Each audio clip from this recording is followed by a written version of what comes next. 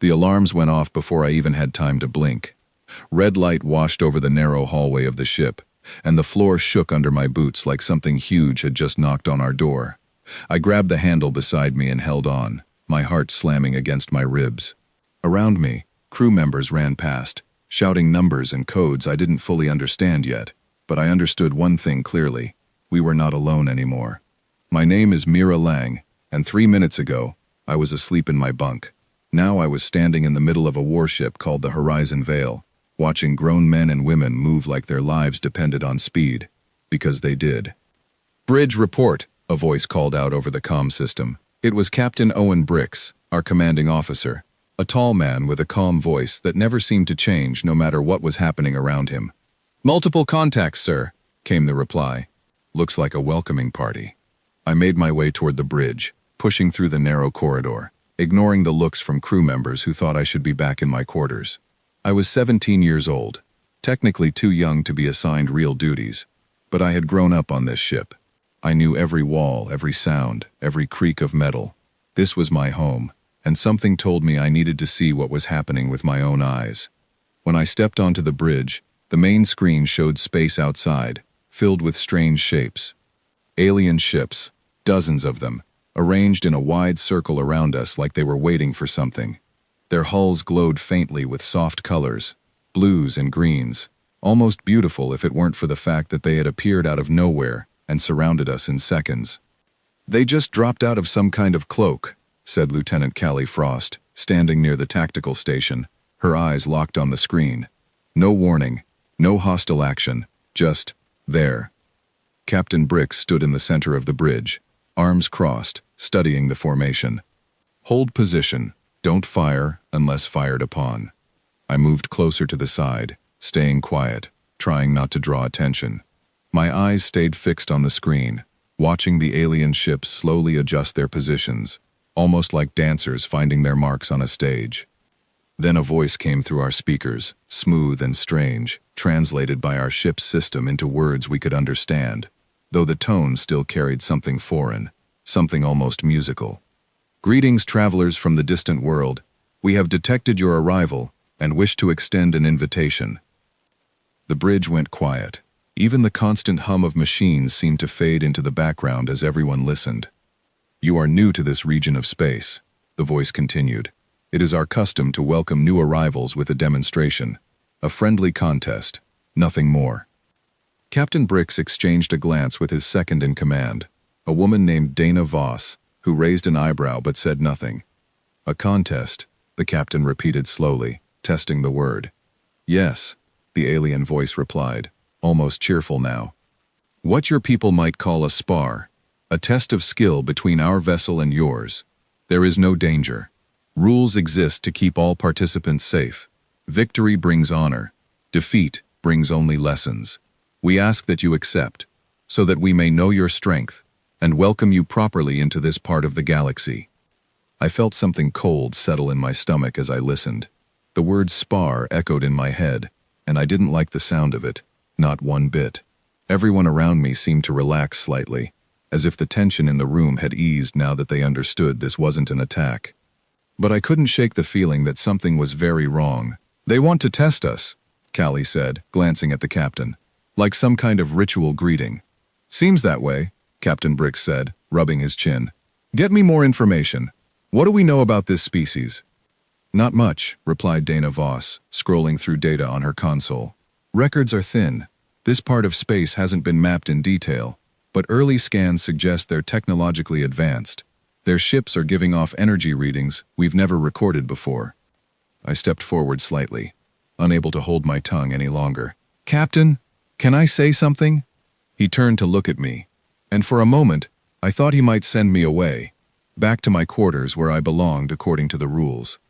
But instead he nodded, giving me a moment to speak. "This doesn't feel right," I said, my voice steadier than I expected. "They're treating this like a game, like it's nothing. But we don't know anything about them. What if their idea of a friendly contest is different from ours?" A few crew members glanced at each other, some smiling slightly like they found my worry amusing. I was used to that. Being the youngest person on board meant people often didn't take me seriously, no matter how much I had learned growing up among soldiers and engineers.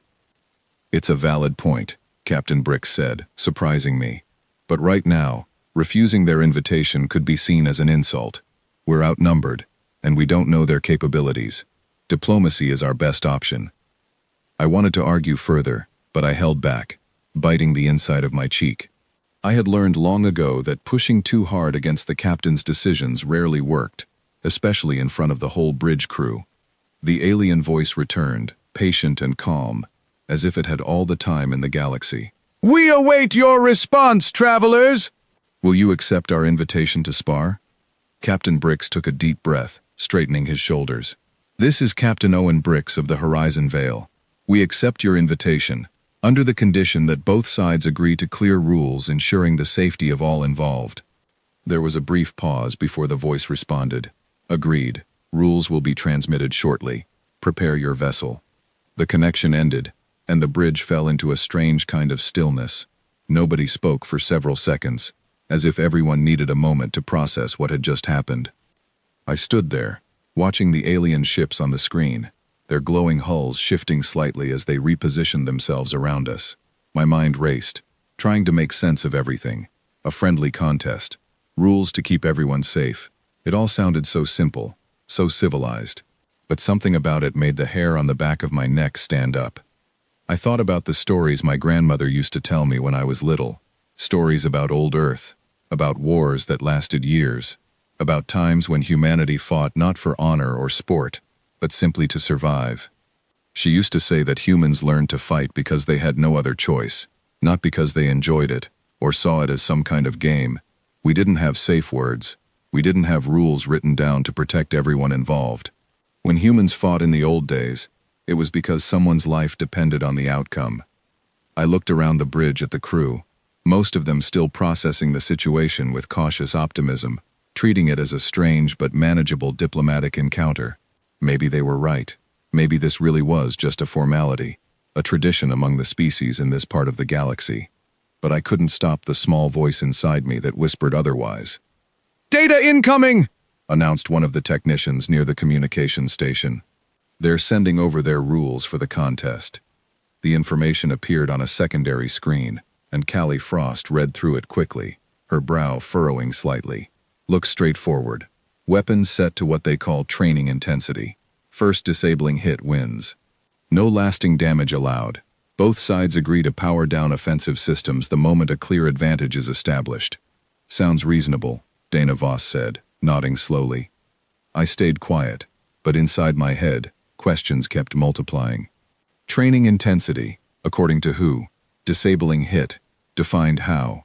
Rules only worked if both sides understood and respected them the same way. And we had no idea, none at all, whether these aliens understood the same things we did, about danger, about safety, about what it truly meant to hold back. Captain Brix turned to address the bridge crew. "Everyone, listen up. We're going to treat this as seriously as any real engagement. I don't care what they call it. Our shields will be at full strength. Our systems will be monitored constantly.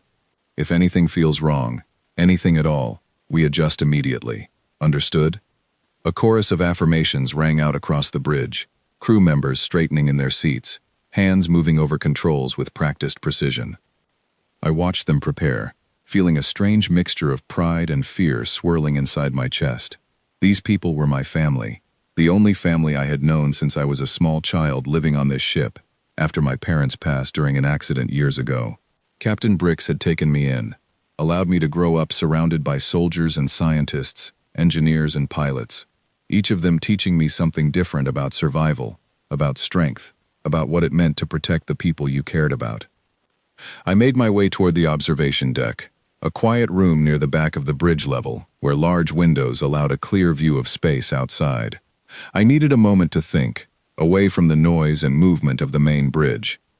Standing there, looking out at the alien ships surrounding us, I felt small in a way I rarely did. The galaxy was so much bigger than anything I had imagined as a child, filled with species and cultures and histories we knew almost nothing about. And yet here we were, thrown into the middle of it, expected to understand rules we had never been taught, expected to play a game with stakes we couldn't fully measure. The alien ships moved gracefully, their formations shifting with a kind of elegance that spoke of centuries, maybe longer, of practiced tradition. This wasn't their first contest. This wasn't new to them at all. It was a custom, something woven into the fabric of how they interacted with the galaxy around them. But it was new to us, completely, terrifyingly new. I thought about the way the alien voice had described defeat. Defeat brings only lessons, as if losing meant nothing more than a bruised ego, a moment of embarrassment before moving on with life as usual. I wondered if they understood, even a little, what defeat could mean for humanity. We didn't come from a galaxy filled with safety nets and careful rules. We came from a single small planet where survival had never been guaranteed, where every conflict carried real weight, real consequences, real loss. A soft chime sounded behind me, and I turned to see Dana Voss stepping into the observation deck, her expression thoughtful as she studied me for a moment. "You okay, Mira?" she asked, her voice gentler than it usually was on the bridge. "I don't know," I admitted honestly. "Something about this doesn't sit right with me." She walked closer, standing beside me at the window, looking out at the alien fleet. "You're not wrong to be cautious, but sometimes, in first encounters, this is how things go. Species establish boundaries, test each other's strength, before real trust can be built. It's not so different from how animals on Earth used to establish territory without violence." "But we're not animals establishing territory," I said, my voice quieter now. "We're a warship surrounded by dozens of unknown vessels, agreeing to fight under rules we didn't write, against people we've never met before." Dana was quiet for a moment, considering my words carefully. "You've been listening to your grandmother's stories again, haven't you?" I nodded slightly, feeling a small smile tug at the corner of my mouth, despite the tension still coiled tight in my chest. "She always said humans don't know how to fight halfway. Not because we're reckless, but because we never had the luxury of holding back. When it mattered, we gave everything we had." "That was a different time," Dana said softly. "A different galaxy. We're trying to build something new now. Peaceful connections, alliances." "I hope you're right," I said, though the words felt heavy leaving my mouth. "I really do." She placed a hand gently on my shoulder before turning to leave the observation deck, heading back toward the bridge to prepare for what was coming. I stayed behind for a few more moments, watching the alien fleet slowly complete their formation around us, each ship taking its place with practiced precision. Somewhere out there, among those glowing hulls, one ship would soon move forward to begin this so-called contest. And no matter what anyone on this bridge believed, no matter how many careful rules had been agreed upon, I couldn't shake the growing certainty inside me that once the first shot was fired, everything anyone thought they understood about this encounter was about to change completely. I took one last look at the stars outside, breathing slowly to calm the storm building inside my chest, and made my way back toward the bridge, ready to witness whatever was about to unfold. Because somewhere deep down, beneath the fear and the uncertainty, I understood something the rest of the crew hadn't fully accepted yet. This wasn't a game to us. It never could be. And very soon, the beings surrounding our ship were going to learn exactly what that meant. The bridge doors slid open with a quiet hiss, and I stepped back into the controlled chaos of preparation, taking my place near the back where I could watch everything unfold. Captain Brick stood tall at the center of it all, his eyes fixed on the main screen, waiting for the signal that would begin whatever was about to happen next. And somewhere, out among the stars, an alien commander was giving similar orders to their own crew, completely unaware of just how differently their two species understood the simple word they had both agreed to. Spar. To them, it was tradition, a test, a welcome. To me, standing quietly in the back of that bridge with my heart pounding steadily in my chest, it already felt like something else entirely. It felt like the beginning of survival. I found a quiet corner near the engineering deck a few hours later, sitting on an old crate while the ship hummed steadily around me. Preparations were still underway, and I had been asked, gently but firmly, to stay out of the way while the crew ran final checks on every system aboard the Horizon Veil. I didn't argue. Instead, I let my mind wander back to the stories that had shaped me. The ones my grandmother told me when I was small enough to sit on her lap and listen, without understanding half of what she meant. She used to talk about old Earth, long before humanity ever left its home planet, back when nations fought each other over land, resources, and beliefs. She never sugarcoated it. She told me about hardship, about people who had nothing left but the will to keep going, about soldiers who fought not because they wanted glory, but because giving up meant losing everything they loved. Humanity's history was not filled with rules and safe words. It was filled with real stakes, real fear, and real loss. When humans finally reached the stars, we carried that history with us, whether we wanted to or not. It shaped how we built our ships, how we trained our soldiers, how we approached every unknown situation, with careful, sometimes exhausting caution. We didn't have the luxury of assuming good intentions from strangers, because our own history had taught us just how quickly things could turn. I thought about all of this as I sat there, listening to the low hum of machinery, trying to steady my racing thoughts. The alien species surrounding our ship clearly came from a very different history. Their culture had somehow developed an entire tradition around contests like the one about to begin, complete with agreed-upon rules, safe limits, and a shared understanding that defeat meant nothing more than a bruised ego, rather than a serious loss. It made me wonder what kind of history led a species to that point. Maybe they had faced their own hardships long ago, and had built these customs specifically to avoid repeating painful mistakes. Maybe, over time, actual danger had been slowly replaced by ritual, until the ritual became the only thing anyone remembered. If that was true, then perhaps their intentions really were peaceful, even kind in their own strange way. But knowing all of that didn't make the uncertainty sitting in my stomach go away. A voice called my name from down the corridor, and I looked up to see Captain Brix approaching, his expression calm as always, though I had learned over the years to notice the small signs of tension hidden beneath his composed exterior, the slight tightness around his eyes, the way his hands moved a little more precisely than usual. "Mind if I sit?" he asked, gesturing toward the crate beside me. "It's your ship," I said, managing a small smile. He sat down with a quiet exhale, resting his forearms on his knees as he looked out toward the nearest viewport, where the alien fleet remained visible, patient and unmoving. For a while, neither of us said anything, simply sharing the silence together. "You've been quiet since the bridge," he finally said. "That's not like you." "I've been thinking," I admitted, "about what my grandmother used to tell me, about the way humans learned to fight." He nodded slowly, understanding without needing further explanation. He had known my grandmother briefly before she passed, back when I was younger and still learning to find my place aboard this ship. She was a wise woman, tough too. "She always said we don't know how to hold back," I continued. "Not because we're aggressive, but because our history never gave us the chance to practice restraint in situations like this. When humans fought, it was because there was no other option left." Captain Brix was quiet for a moment, considering my words carefully before responding. "That's part of why I'm concerned about tonight," he admitted, his voice lower now, meant only for the two of us.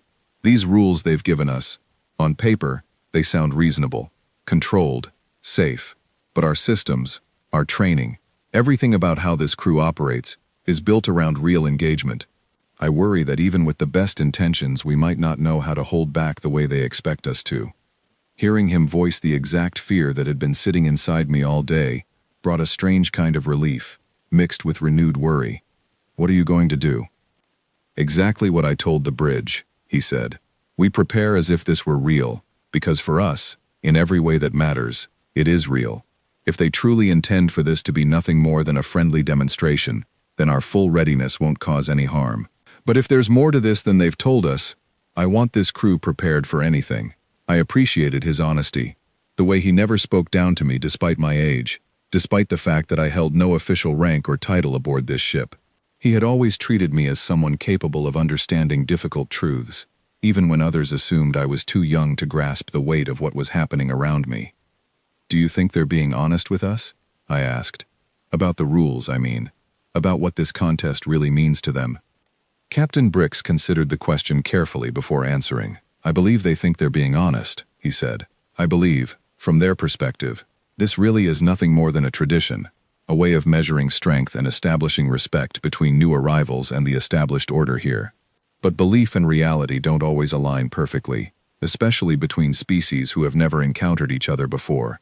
What feels safe and controlled to them might not translate the same way to us, and vice versa. I nodded slowly, absorbing his words. It made sense, in a strange sort of way. Both sides could be acting with good intentions, following their own understanding of safety and honor, while still creating conditions ripe for disaster, simply because neither side truly understood the other. "I want you to stay in the lower decks during the engagement," Captain Bricks said, his tone shifting slightly, becoming more serious, more like the voice he used when giving orders on the bridge. "Away from any critical systems. Somewhere safe if things go poorly." I felt a flicker of frustration rise inside me, though I tried to keep it from showing on my face. "I want to help," I said. "I'm not just some passenger you need to protect. I've trained. I know these systems as well as half your crew." "I know," he said, meeting my eyes directly. "But you're still young, Mira. And this crew, myself included, we care about what happens to you. Let us handle tonight, please." I wanted to argue further, but something in his expression stopped me. Not authority, not the kind of command that demanded obedience without question, but genuine concern, the look of someone who had watched me grow up and felt responsible for keeping me safe, the same way he felt responsible for every other person aboard this ship. "Fine," I said quietly, though inside, a small stubborn voice reminded me that circumstances aboard a ship rarely followed anyone's careful plans exactly as intended. Captain Bricks stood, offering me a small, reassuring smile, before heading back toward the bridge to finish his preparations. I remained sitting on the crate for a while longer, letting his words settle inside me, trying to convince myself that everything would unfold exactly as everyone hoped. Eventually, I made my way toward the lower decks as instructed, passing crew members hurrying through corridors, checking equipment, reviewing procedures one final time before the contest began. Everyone seemed focused, professional, though I noticed subtle signs of nervous energy hidden beneath their calm exteriors.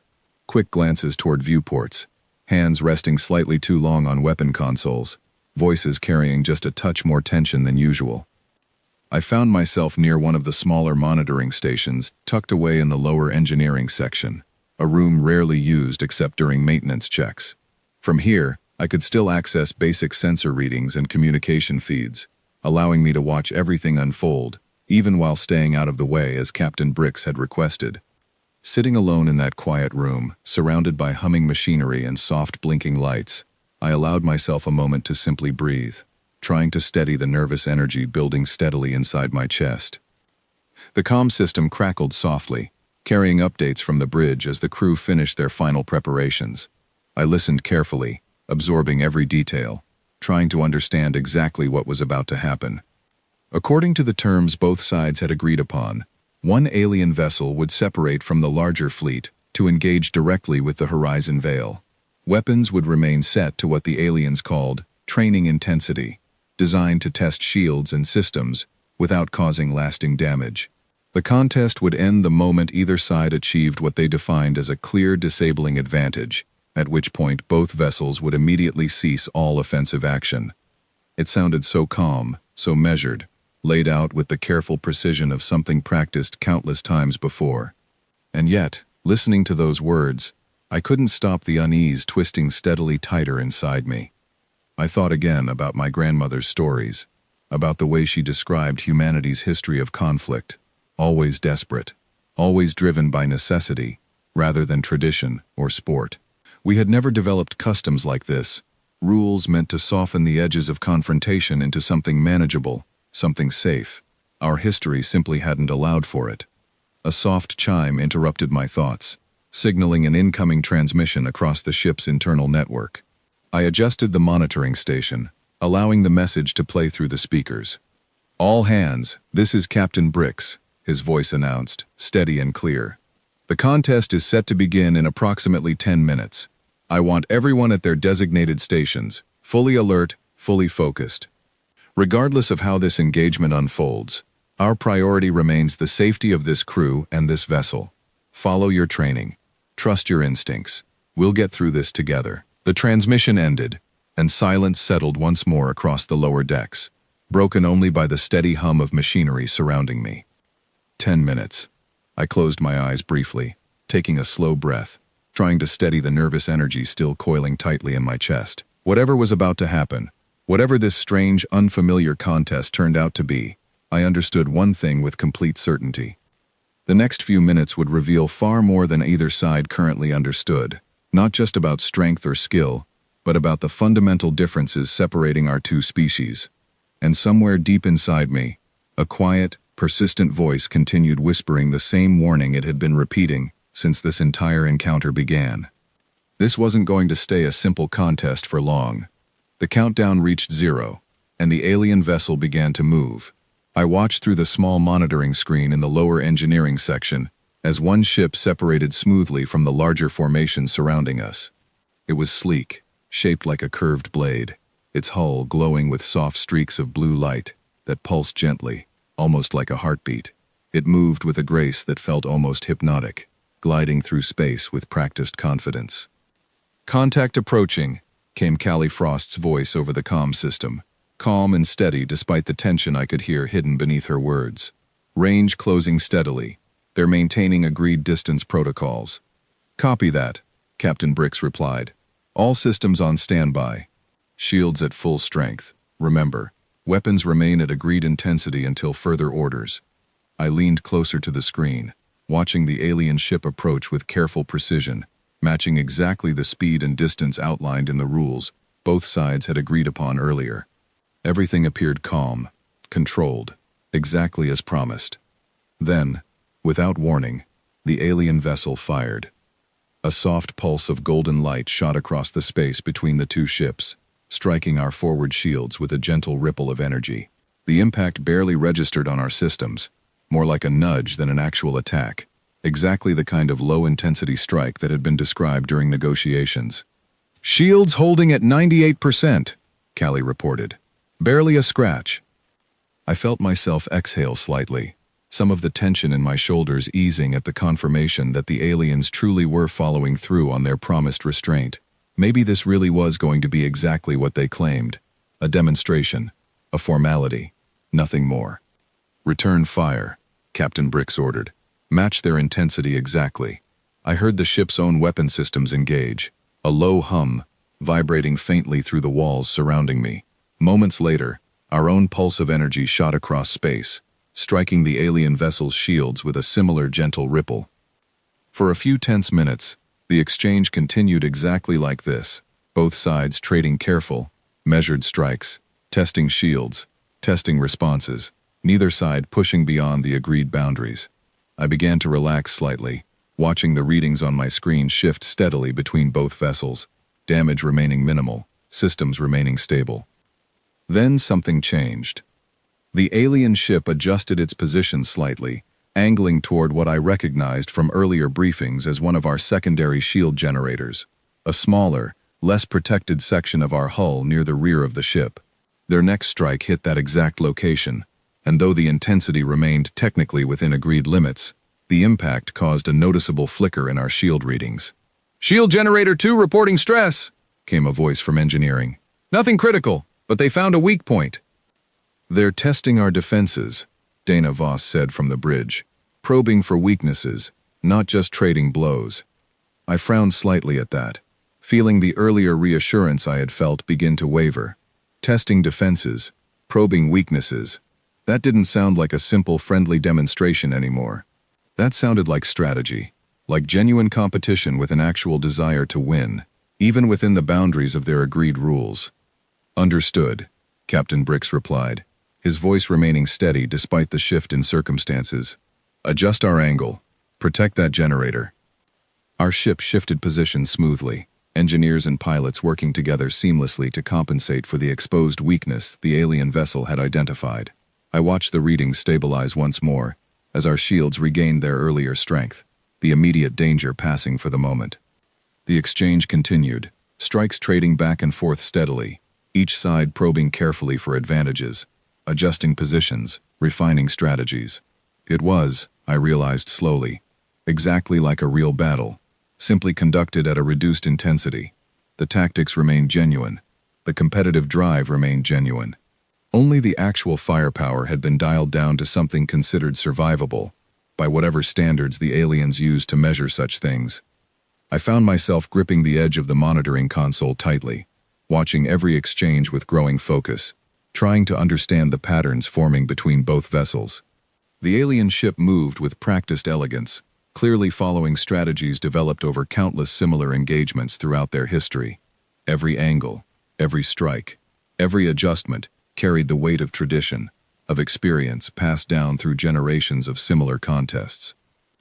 Our own crew, by comparison, adapted on the fly, drawing from training designed for entirely different circumstances, translating skills meant for genuine combat into something resembling this strange, ritualized exchange.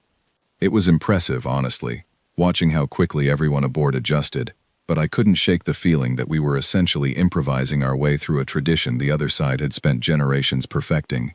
Minutes stretched onward, the exchange growing steadily more intense despite remaining technically within agreed boundaries.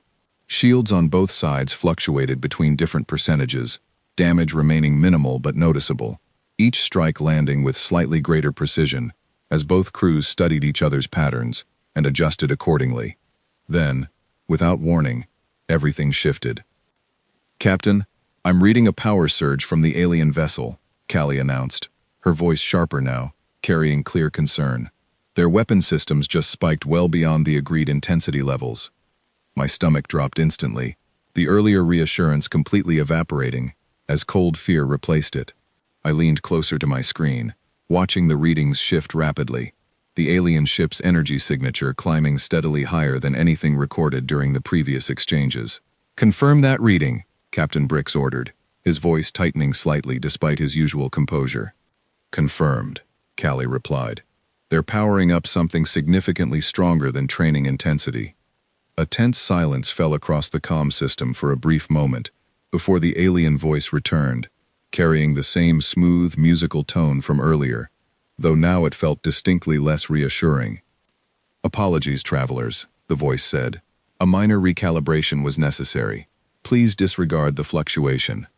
I didn't believe that explanation for even a second, and judging by the tension I could hear building across the ship's internal comm system, neither did anyone else aboard the Horizon Veil.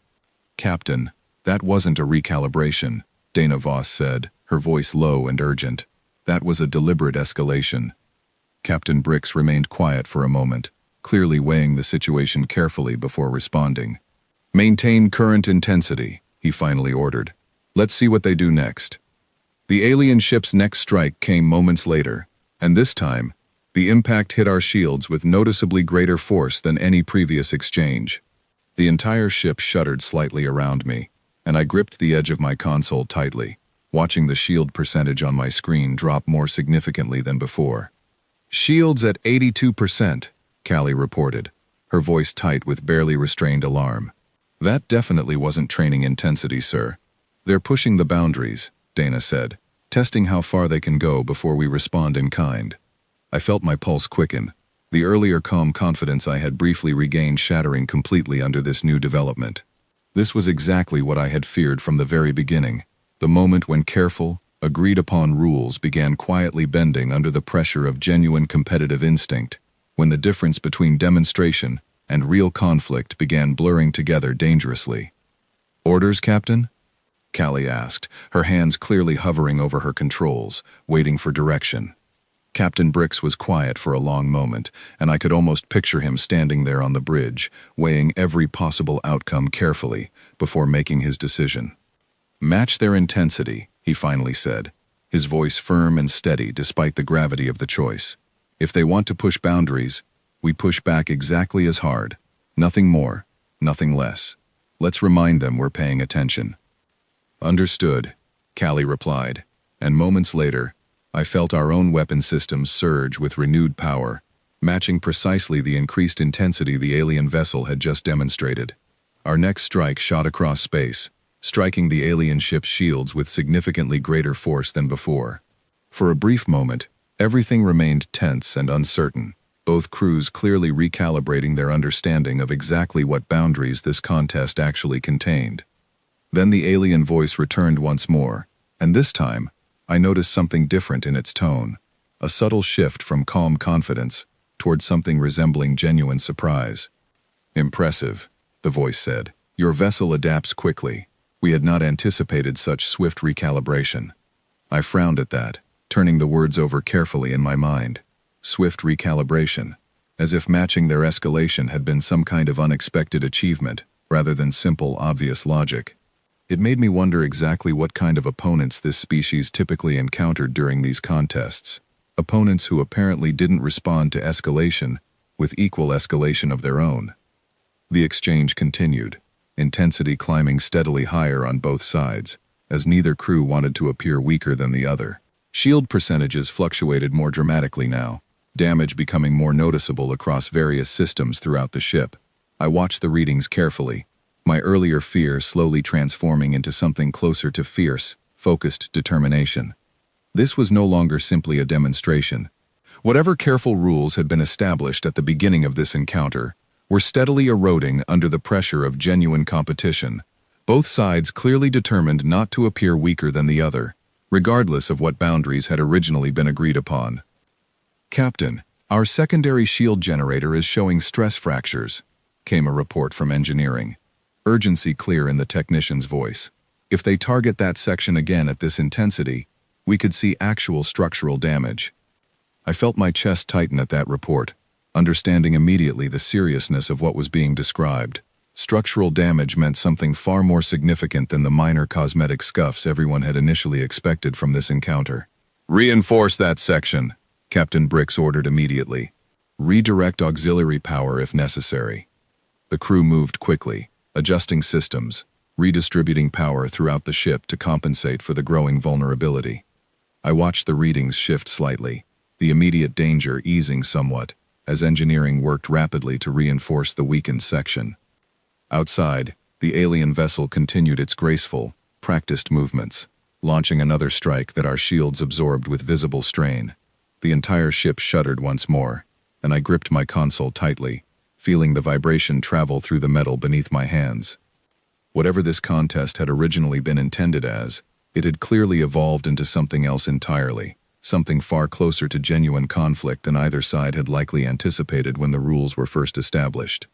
And somewhere deep inside me, that same persistent, quiet voice continued whispering its warning, growing steadily louder with every passing moment.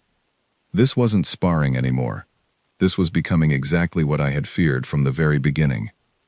The ship shuddered again, harder this time, and the lights in the lower engineering section flickered briefly before steadying. I sat frozen at the monitoring station, watching the numbers on my screen shift rapidly as both vessels continued their escalating exchange far above me on the main battlefield of space. "Secondary generator failing," came a strained voice from engineering. "We need more hands down here, now." My heart jumped at those words. I knew that section well, had helped run diagnostics there dozens of times during routine maintenance drills.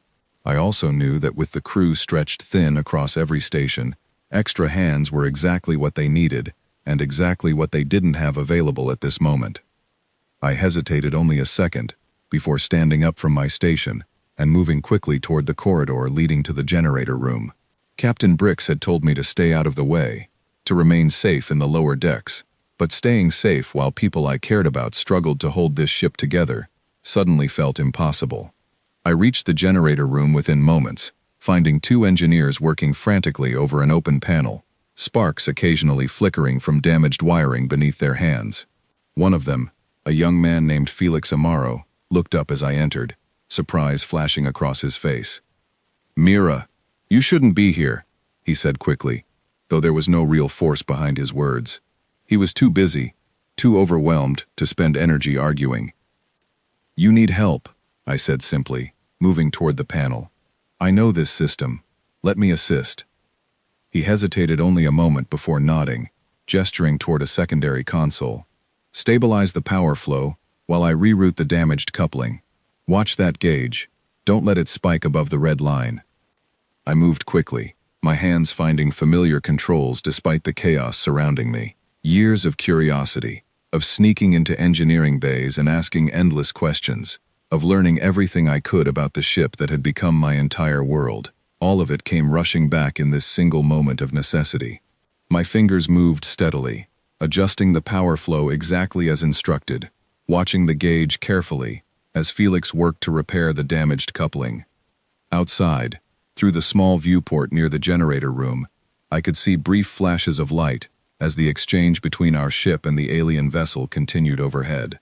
Every impact against our shields sent a slight tremor through the walls surrounding us, a constant reminder of exactly how serious this situation had become. "Got it," Felix announced finally, closing the panel with a satisfied nod. "Generator stabilizing. Good work, Mira." I allowed myself a brief moment of relief before another voice crackled urgently over the comm system. "All hands, brace for impact. They're targeting our primary weapon array directly." My stomach twisted into a tight knot at those words. The primary weapon array represented one of our ship's most critical systems, and a direct strike there could cripple our ability to defend ourselves entirely.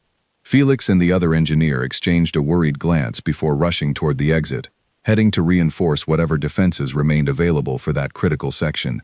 I followed close behind, unwilling to simply retreat to safety while everyone around me fought desperately to keep this ship functioning. We arrived at the weapons control room, just as another impact rocked the entire ship violently. I stumbled slightly, catching myself against the doorframe, as alarms blared loudly throughout the corridor. "Array taking heavy damage," someone shouted from within the room. "We're losing power to secondary cannons." I looked past Felix into the room, watching crew members scrambling desperately to keep systems functioning despite mounting damage.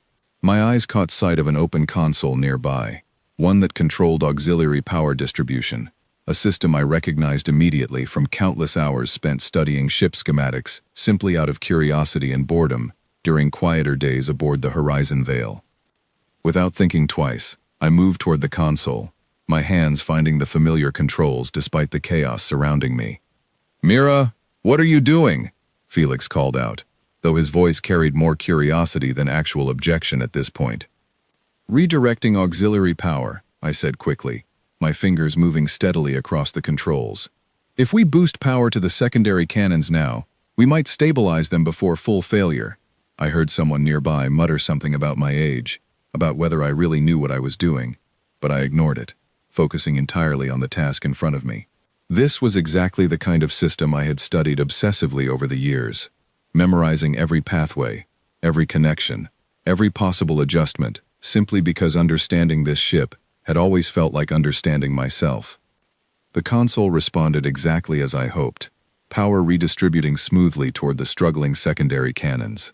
Moments later, a voice confirmed the stabilization across the comm system, relief evident in their tone. "Secondary cannons back online," someone announced. "Good call, whoever made that adjustment." I felt a small surge of pride despite the danger surrounding us, though I quickly pushed the feeling aside, knowing there was no time for celebration, with the ship still under active pressure from outside. Another impact rocked the Horizon Veil, this one significantly stronger than the previous strikes. The lights flickered again, this time staying dim for several long seconds, before slowly returning to normal brightness. "Shields dropping rapidly," came an urgent report from the bridge. "We're at 53% and falling." I felt cold fear settle deep into my chest at that announcement. 53% meant we were nearly halfway toward losing our defensive capabilities entirely, a genuinely dangerous position regardless of whatever rules this contest had originally promised to follow. "Captain, orders?" Callie's voice carried clear tension now, any pretense of calm professionalism beginning to fracture under mounting pressure. There was a brief pause before Captain Bricks responded, his voice carrying a new weight I hadn't heard from him before during this entire encounter. "Full power to shields. Divert everything non-essential." I moved quickly back toward the auxiliary power console, understanding immediately what needed to happen next. Working alongside Felix and the other crew members present, I helped redirect power from less critical systems throughout the ship, channeling everything possible toward reinforcing our failing shields.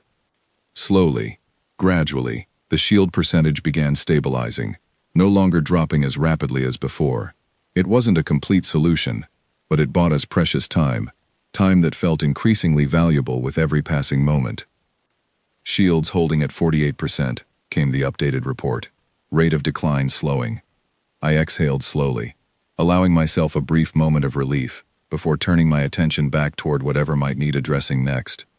Around me, Crew members continued working desperately, faces tense with concentration, hands moving with practiced efficiency, despite the mounting danger surrounding all of us.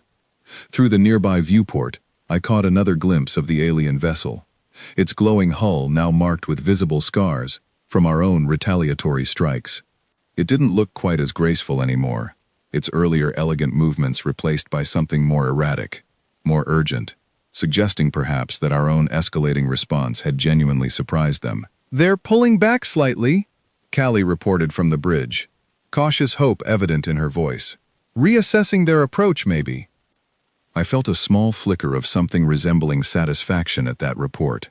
Whatever the aliens had originally expected from this encounter, it clearly wasn't matching the reality currently unfolding before them. We weren't following their careful, practiced rhythm of controlled escalation and measured restraint. We were responding exactly the way humanity always had throughout its entire history, adapting rapidly, refusing to back down, matching every challenge with equal or greater determination.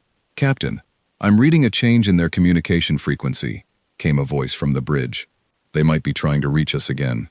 "Patch it through," Captain Brix ordered. Moments later, the alien voice returned, though its earlier smooth confidence had shifted noticeably, replaced by something carrying genuine surprise, perhaps even a hint of concern. "Travelers, your response exceeds typical parameters for this exchange," the voice said. "Please clarify your intentions." I listened carefully, standing near the weapons control room doorway, watching the tension building visibly among the crew around me. This question, simple as it seemed, carried enormous weight.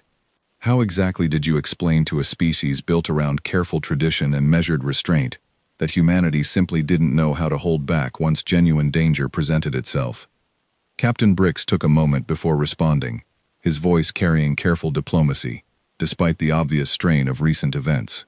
"Intention remains exactly as stated, to respond appropriately to whatever intensity is presented to us, nothing more." There was a pause on the other end, long enough that I wondered if the connection had somehow failed. Then the alien voice returned, quieter now, more measured. "Understood," it said simply, recalibrating.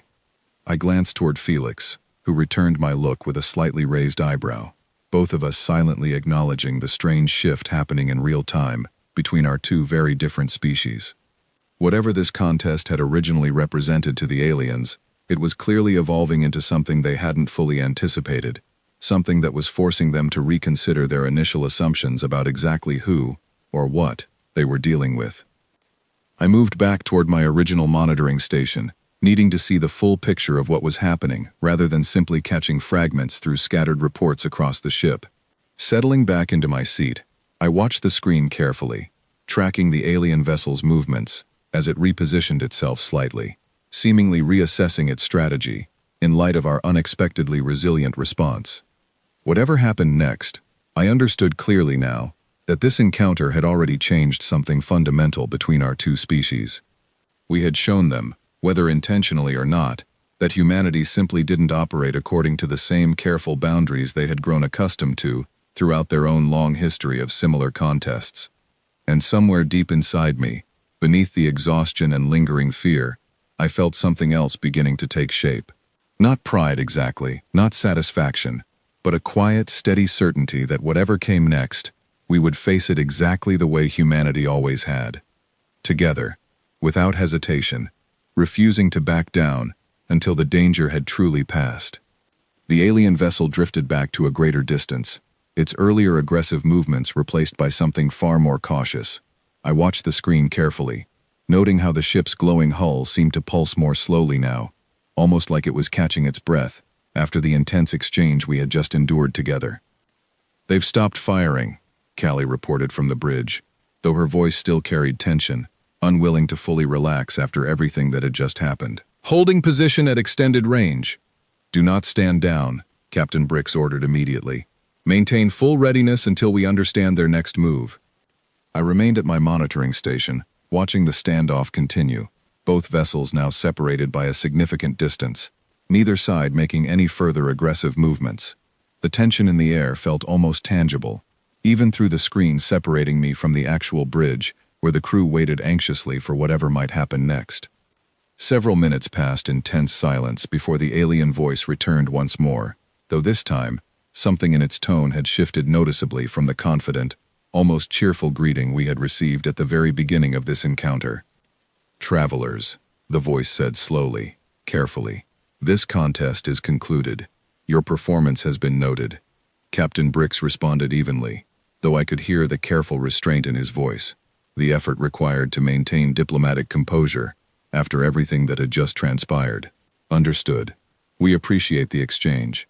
There was a brief pause before the voice continued, and this time, I noticed something that sounded remarkably close to genuine curiosity mixed with lingering surprise. "May I ask a question, Captain?" "Go ahead," Captain Brix replied cautiously. "Your escalation matched ours precisely, without hesitation, without apparent concern for potential consequences," the voice said. "This behavior is highly unusual among species we have encountered previously. Most participants in this tradition demonstrate measured restraint, mindful of maintaining safety boundaries throughout the exchange. Your vessel showed no such hesitation." I leaned forward slightly at my station, listening carefully to this exchange, understanding immediately the significance of what was being revealed. The aliens hadn't expected us to match their escalation so readily, hadn't anticipated that our natural instinct would be to respond to increased pressure with equal or greater determination, rather than careful restraint. Captain Brix considered his response carefully before speaking. "Where we come from," he said slowly, "holding back during moments of genuine challenge has rarely been an option available to us. Our history taught us differently than perhaps yours has taught you." Another pause followed, longer this time, as if the alien commander was carefully processing this information, trying to reconcile it with whatever understanding they held about how species typically approached conflict and competition throughout the galaxy. "I see," the voice finally replied. "This is noteworthy information. Thank you for your honesty, Captain." The transmission ended, and silence fell across the bridge, broken only by the steady hum of our ship's systems, slowly stabilizing after the intense engagement we had just endured. I remained at my station, processing everything that had just been revealed, understanding slowly that this single encounter had likely changed something significant about how these aliens perceived humanity entirely. Hours passed before I finally made my way back toward the main living quarters, exhaustion settling heavily over me after the adrenaline of the encounter slowly faded away. I found Dana Voss standing near the observation deck, staring out at the distant alien fleet, still visible, but maintaining a much greater distance than before. "Couldn't sleep either?" she asked without turning around as I approached. "Too much on my mind," I admitted, moving to stand beside her at the window. She was quiet for a moment before speaking again. "You did good work today, Mira." "Down in engineering. I heard about it." I felt a small flush of embarrassment mixed with pride at her acknowledgement. I just did what needed doing. "That's exactly the point," she said, turning to look at me directly. "You didn't hesitate, didn't wait for permission. You saw a problem and you solved it, even though technically you weren't supposed to be there at all." I considered her words carefully, understanding the deeper meaning behind them. Is that a compliment or a warning? She offered a small, tired smile. "Maybe both. That instinct, the one that pushed you to act without hesitation, that's exactly what saved us today. But it's also exactly what worries certain people about how quickly this situation nearly spiraled beyond control." I nodded slowly, understanding her point. The very same trait that had allowed humanity to survive countless dangerous encounters throughout our history was the same trait that made us genuinely unpredictable, even frightening, to species who operated according to entirely different rules and expectations. "Do you think this is going to cause problems for us?" I asked quietly. "With them, I mean. The aliens." Dana considered the question thoughtfully before responding. "Honestly, I don't know. Maybe they'll respect us more for standing our ground. Maybe they'll see us as a threat that needs to be handled carefully. Could go either way, depending on how deeply this custom is woven into their culture and how they choose to interpret what happened today." I looked back out toward the distant alien fleet, their ships still holding position, patient and watchful, clearly reassessing their earlier assumptions about the newly arrived humans who had just demonstrated something they apparently hadn't expected. Over the following days, our ship remained cautious, maintaining heightened readiness, even as official communications with the alien fleet grew increasingly formal and measured. Word had apparently spread quickly throughout their network, carried between ships, and, we later learned, transmitted even further to other alien factions scattered throughout this region of space. I overheard fragments of conversations among the crew, snippets of information gathered from monitoring alien communications that our translation systems managed to intercept and decode. Reports circulating among various alien groups described our ship's behavior with a mixture of confusion, concern, and in some cases, something that sounded remarkably close to genuine unease. They hadn't expected a species capable of matching escalation without hesitation, without regard for the careful traditions that had apparently governed similar contests throughout this region for generations untold. Our simple act of treating their contest with the same seriousness we would treat any genuine threat had apparently sent ripples of concern throughout the wider alien community, observing from a cautious distance. I found myself sitting again in the observation deck one quiet evening, watching the stars stretch endlessly beyond our ship, thinking carefully about everything that had happened since our sudden arrival in this unfamiliar region of space. What had begun as a seemingly simple diplomatic encounter had transformed into something far more significant, a moment that apparently carried weight and consequences reaching well beyond our single ship and its relatively small crew. Captain Brix joined me eventually, settling into the seat beside mine with a tired but thoughtful expression. "Word's spreading fast," he said quietly, echoing my own earlier thoughts. "Seems our little demonstration made quite an impression." "Good or bad?" I asked. He considered the question for a long moment before answering honestly. "Probably both, depending on who you ask. Some factions apparently view us with newfound respect. Others seem genuinely nervous about what our arrival might mean for the established order out here." I nodded slowly, absorbing this information. "What happens now?" "We continue forward," he said simply. Cautiously, but forward nonetheless. This is exactly the kind of first contact scenario we trained for, even if the specific circumstances turned out differently than anyone anticipated. I looked toward him, studying his tired but resolute expression, understanding clearly the weight of responsibility resting on his shoulders throughout this entire encounter. "Do you regret how things unfolded?" He was quiet for a moment, considering the question carefully before responding. "No," he finally said. "We handled things exactly the way we needed to, given the circumstances. Our crew is safe. Our ship remains intact. And now, at least, this region of space understands a bit more clearly exactly who they're dealing with when it comes to humanity." I felt a small, quiet sense of pride at his words, understanding that whatever challenges lay ahead, our crew had faced this first significant test with courage and resilience, even if the outcome hadn't unfolded exactly as anyone originally expected. Outside, the distant alien fleet remained visible, their ships holding steady formation, patient and watchful, clearly still processing everything that had transpired during our brief but intense encounter. Whatever came next, whatever challenges or opportunities awaited us as we continued forward into this unfamiliar region of space, I understood clearly that today had marked a significant turning point, not just for our ship, but potentially for humanity's growing reputation throughout this entire section of the galaxy. We hadn't set out to frighten anyone. We had simply responded honestly, instinctively, the same way our species always had throughout our long, difficult history. And it seemed, based on everything unfolding around us now, that this simple honesty had left a far deeper impression than anyone aboard our ship could have originally anticipated. 3 days passed before the next transmission arrived, and when it did, the tone had changed completely from anything we had experienced so far. Instead of the smooth, almost musical voice we had grown accustomed to hearing, this new communication carried a formality that immediately put the entire bridge crew on edge. "Human vessel. This is Commander Alaris Venn of the Coalition Fleet," the voice announced, deeper and more measured than our previous contact. "We request a formal audience regarding recent events." Captain Brix exchanged a quick glance with Dana Voss before responding carefully. "This is Captain Owen Brix. We're prepared to discuss whatever concerns your coalition might have. Your recent engagement has caused significant discussion among our member species," Commander Venn continued.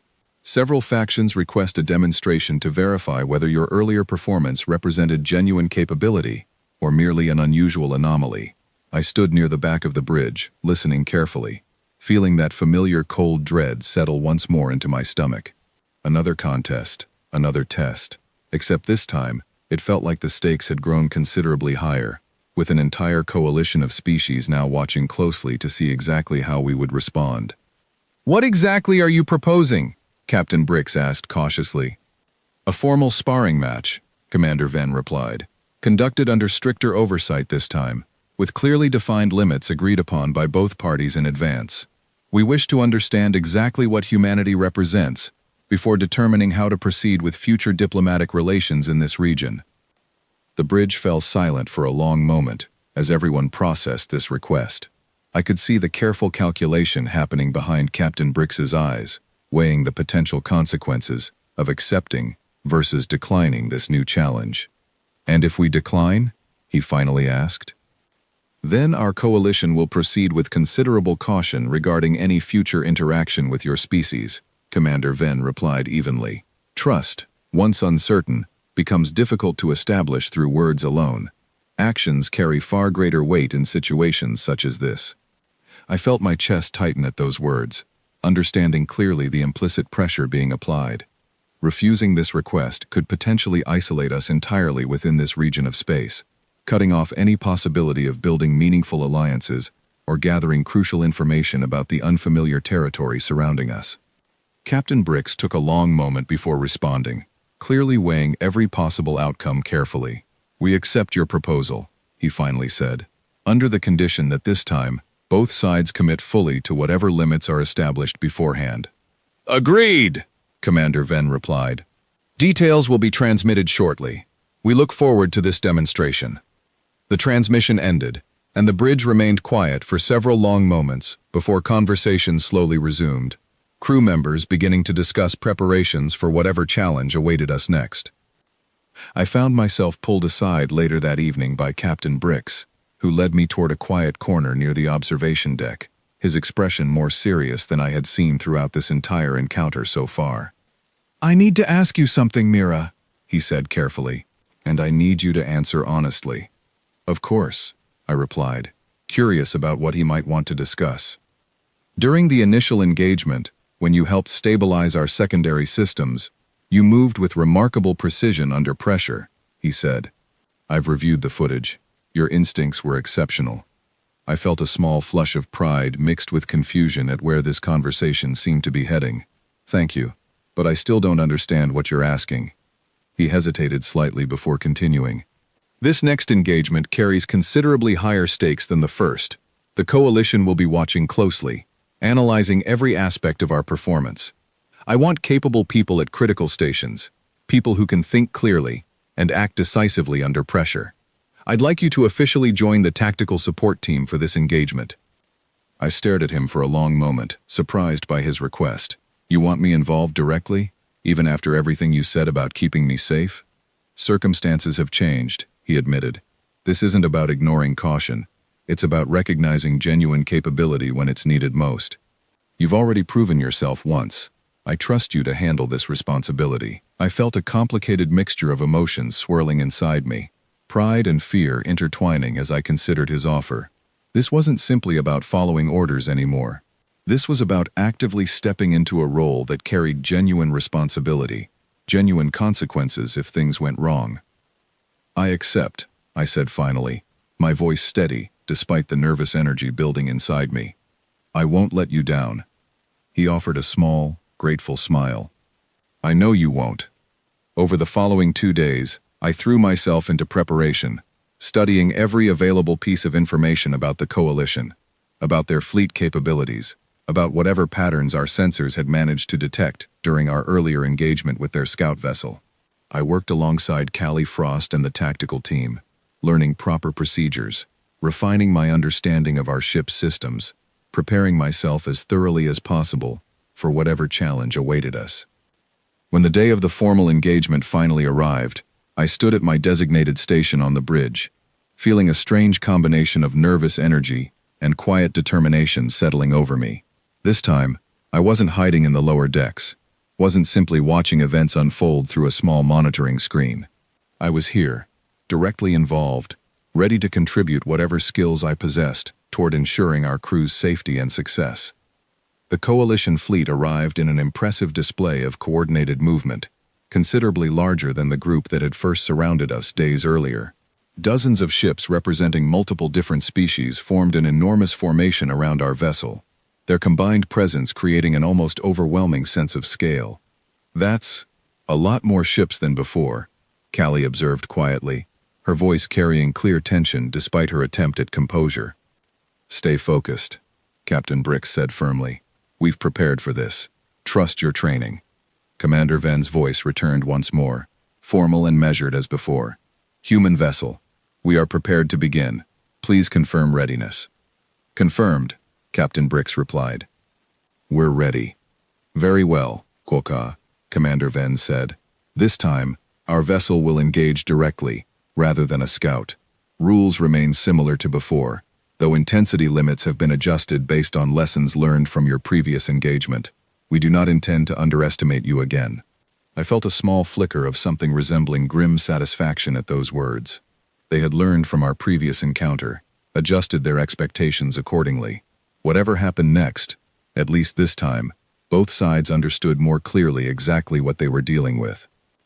The Coalition's primary vessel separated from the larger formation, moving toward us with considerably more presence than the earlier scout ship had displayed. Its hull was larger, more heavily armored, clearly built for genuine combat capability rather than simple demonstration purposes. "That's their flagship," Dana Voss said quietly, studying the readings carefully. "Significantly more powerful than what we faced before." I felt my pulse quicken at that observation, understanding clearly that this engagement would likely prove considerably more challenging than our first encounter. But alongside that fear, I also felt something else, a quiet, steady resolve, rooted in everything I had learned about my own capabilities during our previous engagement. We were ready. Whatever challenge awaited us, we would face it together, exactly the way humanity always had, throughout our long, difficult history. "Beginning engagement," Commander Ven announced. The flagship's first strike hit our shields with considerably greater force than anything we had experienced during our initial encounter, causing the entire bridge to shudder slightly around us. I gripped my console tightly, watching the readings carefully, ready to respond however necessary. "Shields at 91%, I reported, my voice steady despite the tension coursing through me. "Minimal structural stress detected." "Return fire, matched intensity," Captain Brix ordered. Our own weapons engaged, striking the Coalition flagship with equal force. The exchange continued, both sides testing each other carefully, probing for weaknesses, while simultaneously demonstrating genuine capability and resolve.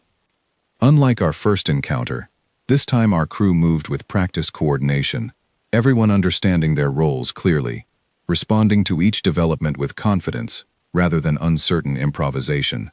I monitored our systems carefully, providing real-time updates as the exchange continued, helping coordinate power distribution alongside the rest of the tactical team.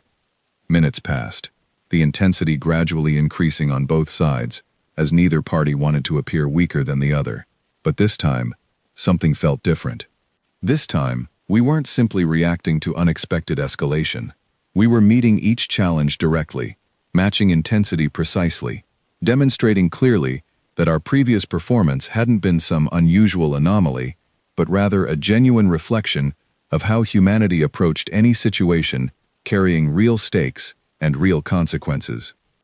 "Their flagship is adjusting strategy," Callie reported, "focusing fire on our forward shields now." "Reinforce accordingly," I said quickly, already redirecting auxiliary power toward the affected section, my hands moving with confident precision, born from days of careful preparation and study. The exchange continued for what felt like an eternity, though in reality, it likely lasted only a handful of tense, focused minutes. Both vessels traded strikes steadily, each side pushing intensity gradually higher, while carefully monitoring the other's response, searching for any sign of hesitation or weakness. But we offered none. Every escalation from the Coalition flagship was met with equal determination from our own crew. Every probe for weakness answered with swift, decisive reinforcement.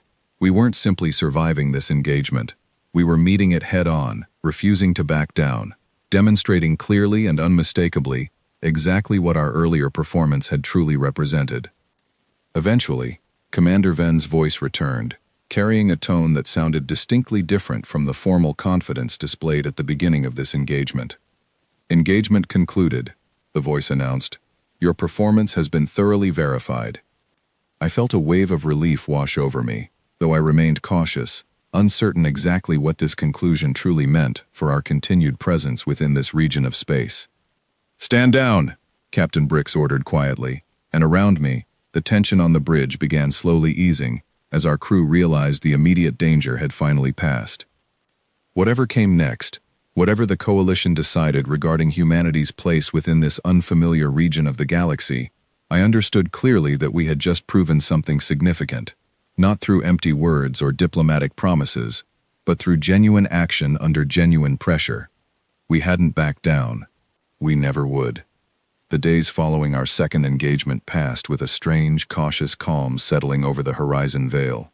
The Coalition fleet remained nearby, though their formation had shifted noticeably, ships now maintaining a respectful distance rather than the tight, watchful circle from before. Something had changed in how they approached us, and I could feel that shift in every transmission. Every careful exchange of information passed between our two very different peoples. I sat in the observation deck one quiet morning, watching the stars stretch endlessly beyond the viewport, when Dana Voss joined me, carrying 2 cups of warm tea, offering one to me as she settled into the seat beside mine. "Word from the Coalition," she said, handing me the cup. "They've officially classified us as what they call a sovereign strength faction. Apparently that's a significant designation out here." I accepted the tea gratefully, wrapping my hands around the warm cup. "What does that mean exactly?" "It means they respect us," she said simply. "Cautiously, carefully, but genuinely. They've also issued something like a formal advisory throughout their network, essentially telling other factions in this region to approach humanity with careful consideration, rather than casual assumption." I considered her words thoughtfully, understanding slowly the weight of what had transpired over these past several days. What had begun as a seemingly simple diplomatic misunderstanding had transformed into something far more significant, reshaping how an entire coalition of alien species perceived humanity's place within this unfamiliar region of space. "Do you think it's a good thing?" I asked. "Being seen this way?" Dana considered the question carefully before answering. "I think it's honest," she said. "We never set out to frighten anyone.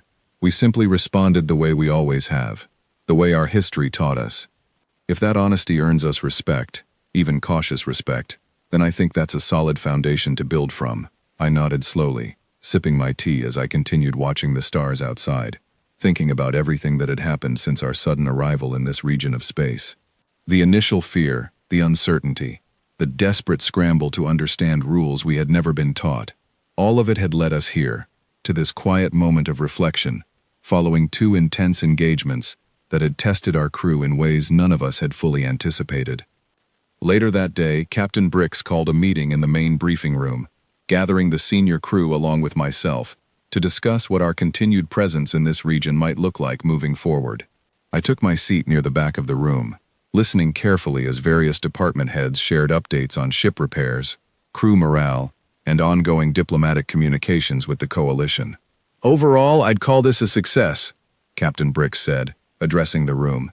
"We've established our presence, demonstrated our capabilities, and opened a pathway toward genuine diplomatic relations with a significant portion of the species in this region." "At what cost, though?" Callie Frost asked from her seat, her tone thoughtful rather than critical. "We're already being talked about as something to be cautious around. That reputation could make future negotiations more difficult." Captain Brix nodded, acknowledging her concern. "That's a fair point. But I'd argue the alternative, appearing weak or uncertain during our very first contact in this region, would have created far greater problems moving forward. Respect, even cautious respect, gives us a foundation to work from. Fear alone, without any respect attached to it, would have left us vulnerable to exploitation."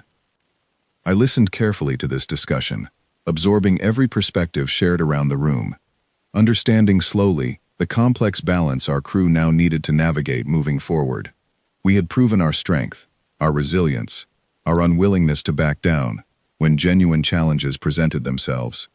But that same strength now carried its own weight, its own complications, requiring careful navigation to ensure it served us well, rather than isolating us unnecessarily. "What about Mira?" Dana Voss asked suddenly, turning to look toward where I sat near the back of the room. Her contributions during both engagements were significant. I think it's worth formally acknowledging that. I felt heat rise to my cheeks as everyone's attention shifted toward me, unexpected and slightly overwhelming after weeks spent mostly observing quietly from the sidelines. Captain Brix smiled slightly, nodding in agreement. "Agreed. Mira, your quick thinking and technical skill proved invaluable during both engagements. Effective immediately, I'm officially recognizing you as a member of this ship's tactical support division, with appropriate training and responsibilities moving forward." I felt a swell of pride mixed with lingering disbelief at this announcement. After years spent quietly learning, quietly observing, quietly preparing myself for a role I never fully expected to actually hold, this moment felt like a genuine turning point, both for the crew's perception of me and for my own understanding of exactly where I belonged aboard this ship. "Thank you," I said quietly, my voice carrying genuine gratitude, despite the simplicity of the words. "I won't take this responsibility lightly." The meeting continued for a while longer, discussing various logistical details regarding our continued presence within Coalition territory. But my mind remained partially focused on the significance of what had just been formally acknowledged. I wasn't simply the ship's curious, overlooked passenger anymore. I was becoming something more, someone whose skills and instincts genuinely mattered toward ensuring our crew's continued safety and success. That evening, I found myself once more in the observation deck, watching the distant stars alongside the now familiar sight of Coalition ships maintaining their respectful distance nearby. Captain Brix joined me eventually, settling into the seat beside mine with a contemplative expression. "Been thinking a lot about your grandmother's stories lately," he said quietly, breaking the comfortable silence between us. "Oh?" I asked, curious where this thought might be heading. "She always talked about how humanity learned to survive through necessity, rather than tradition," he continued. "I think what happened here proves her point perfectly. We didn't set out to intimidate anyone. We simply responded honestly to genuine challenges, the same way our species always has throughout our entire history." I nodded slowly, considering his words carefully. "Do you think that's something we should be proud of, or something we should be careful about?" He considered the question thoughtfully before answering. "I think it's simply who we are," he said. "Neither entirely something to celebrate nor something to fear, but rather an honest reflection of our history, our resilience, our refusal to back down when circumstances demand genuine strength. The key, I think, is learning how to carry that strength responsibly, ensuring it serves protection and genuine diplomacy rather than unnecessary conflict." I looked out toward the distant stars, thinking carefully about everything that had happened since our arrival in this unfamiliar region of space. What had begun as confusion and fear had gradually transformed into understanding, respect, and a genuine foundation for future relationships between humanity and the diverse species now watching our ship with cautious curiosity. "Word's already spreading further than just this coalition," Captain Brix added quietly. "Other factions across this region have apparently taken notice of what happened here. Some view us with interest, wanting to establish trade or alliance. Others remain more cautious, uncertain exactly how to approach a species capable of matching intensity without hesitation." I nodded slowly, understanding clearly the weight of what our small crew had accomplished, entirely by accident, simply by responding honestly to unexpected circumstances. We hadn't set out to become some kind of legendary presence within this region of the galaxy. We had simply survived, adapted, and demonstrated genuine strength when circumstances demanded exactly that. "What happens next?" I asked quietly. Captain Brix offered a small, tired but genuine smile. "We continue forward," he said, carefully, thoughtfully, but without hesitation, whenever genuine challenges present themselves. That's who we are, Mira.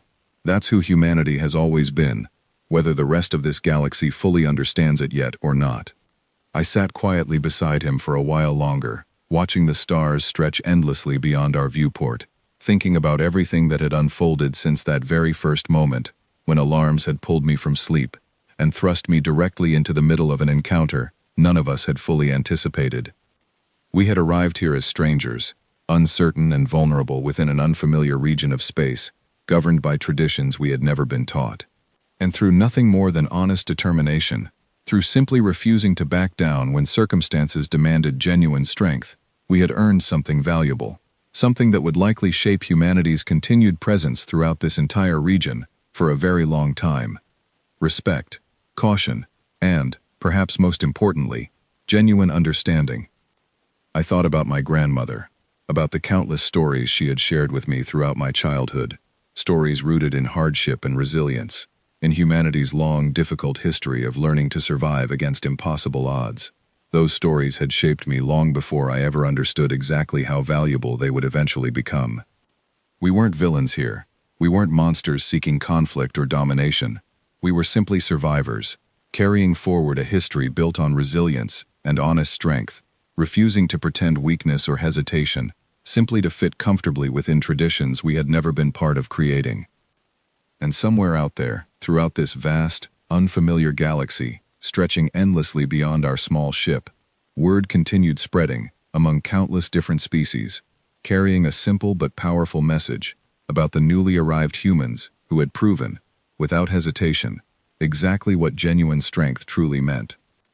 We hadn't come here seeking to become anyone's nightmare. We had simply refused to back down, and in doing so, we had shown this galaxy something it clearly hadn't fully understood before. Sometimes, survival itself is the most powerful message any species can send. I finished my tea quietly, watching the stars continue their endless, silent journey beyond our ship, feeling, for the first time since this entire encounter began, a genuine sense of peace settling steadily over me. Whatever challenges awaited us next, throughout this vast and unfamiliar galaxy now slowly opening before us, I understood clearly that our crew, our ship, and humanity itself would continue facing them exactly the way we always had. Together, honestly, and without hesitation.